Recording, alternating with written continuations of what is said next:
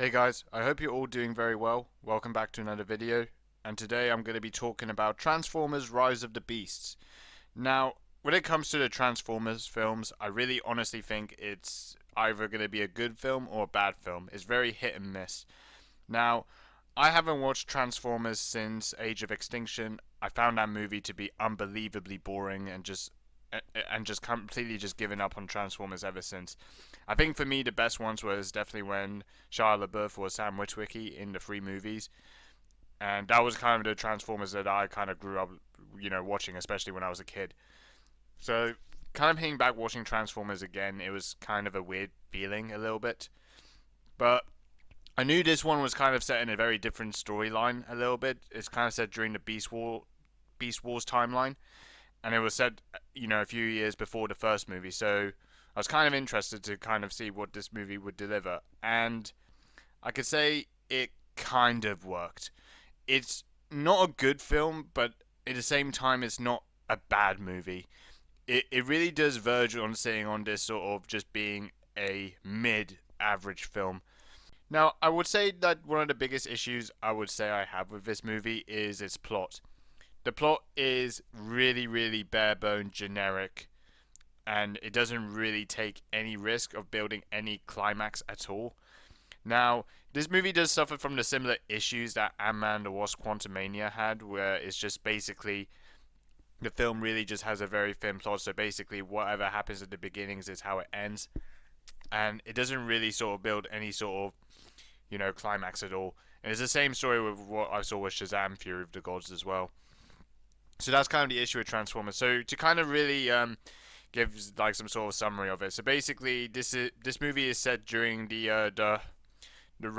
Cybertron race called the Maximals, who basically their planet is being under attack by a planet-eating lord called Unicron, and he holds these, and he leads all these Terracons and other Transformer-like creatures that is led by Scourge, who I think Scourge is actually one of the better characters I would say in this movie, and I feel like he definitely has an evil presence, and I'm gonna kind of like talk about that later. But basically Scourge leads these Terracons under Unicron's leadership, and basically they want to try and obtain this transwarp key that will basically open the portals to save time.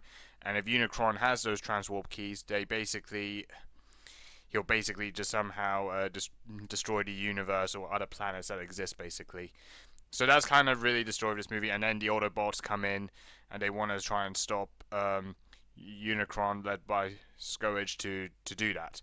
So that's really the logistics of this story. And yeah, that's pretty much the plot in a nutshell. So, and it doesn't really change really within the climax or the sequences of the film.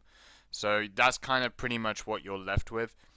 But I do think there are some good characters in this movie. I mean, typically Optimus Prime has always been a great character. He's definitely got strength, he's got power, and he's got strong leadership, and that's pretty much demonstrated throughout this film.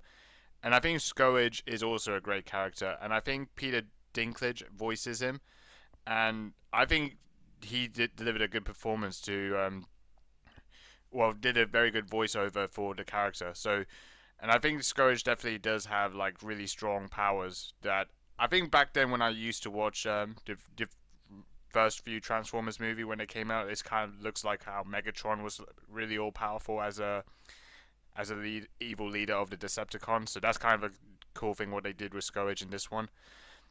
And I think Unicron has a strong presence in this film, and he does look really powerful.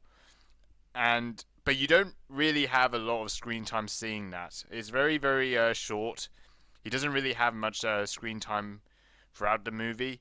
Most of the time you're just seeing him in the movies. He's either kind of talking to Scourge about trying to obtain the transwarp key and everything, and sometimes he doesn't really get very happy, or it's either just he comes to the other planets and he's just sort of sucking it up, or having other sort of Terracons and other sort of scorpion transformers, coming onto the planet to attack the Autobots or the Maximals. So that's kind of really what really happens in this movie. Now, I will say some of the characters aren't great. So the two human characters that you have in this movie is Noah and Elena, and I've got to say the writing for both of them is pretty awful. They're not interesting. They're not cool. Their backstory is just there's no arcing story that really makes these characters interesting. It just really felt really forced in to watch these characters. So and really their on-screen chemistry with each other was really not great. I didn't really felt connected with these two watching them, and I don't know whether what script they were reading from because clearly it was not working, and I just found overall just watching them it was just not entertaining or good to watch. But yeah, I mean in general the movie's writing is not good at all, and this really brings me on to another complaint. I really do not understand why these big budget media franchise films continuously go along with the same sort of cringy comedic dialogues all the time. It is so eye-numbing. I just roll my eyes in just nauseous circumstances every time I hear a cringe dialogue come out, or just some sort of gag that just sort of takes away from the seriousness of the writing and the development of the film. And it really just sort of they do this in an intention that they just don't really care about story at all. Knowing the character story or anything that happens, they just say, "Oh, what do we do to take it away? We'll just throw a comedic gag or a comedic line." It is so tiring. I just get so bored watching it. It honestly feels like they run the same sort of chat GBT online sort of guru to really come up with some sort of line of any kind. I don't really think they really put the effort to even hire writers for these films. But yeah, that's just a big complaint I have with this film. The overall writing of this film is just really bad, and it just falls onto the same path that most other big budget Hollywood movies have been doing it for so many years and just getting away with it. I am so tired of it. And if anyone else really objects to that, please do. Like, what do you really enjoy from watching movies that really portrays the same sort of cringe dialogue and just putting humor in the sense of everything just to take away from the serious note of the film? What does that do? It doesn't do anything.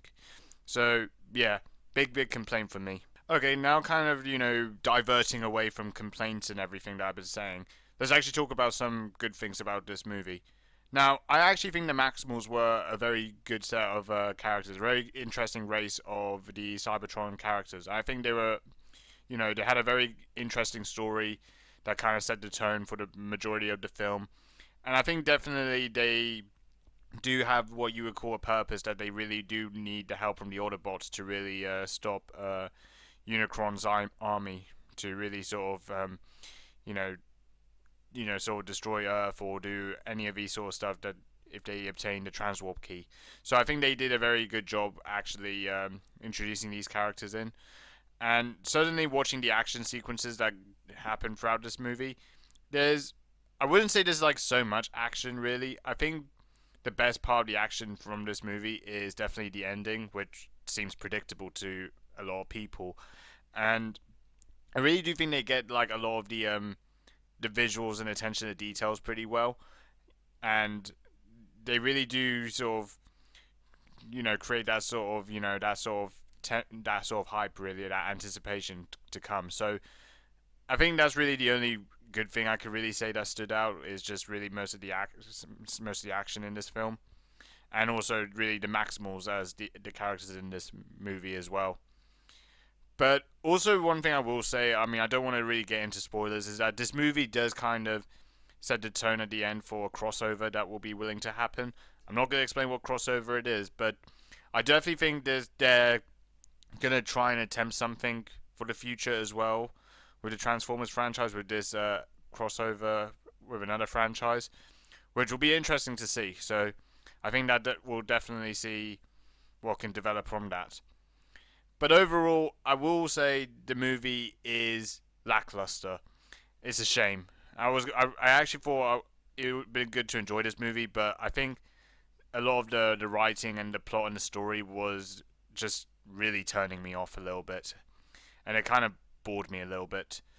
So overall, if I had to rate Transformers: Rise of the Beast, I'm gonna have to give it a 5 out of 10. For some, that could be harsh. Some may feel they didn't enjoy this movie at all. But I really do sit on this sort of mid ground watching this movie. It's definitely better than some of the other Transformers movies I've seen. But I don't really think you're going to really hit a lot of people with Transformers for a lot of people. Some could be good, some could be bad. I think this one really just sits on this mid level. So overall, I would describe this movie as lackluster. But for some, maybe they might enjoy it. And yeah, that's about it. See you later.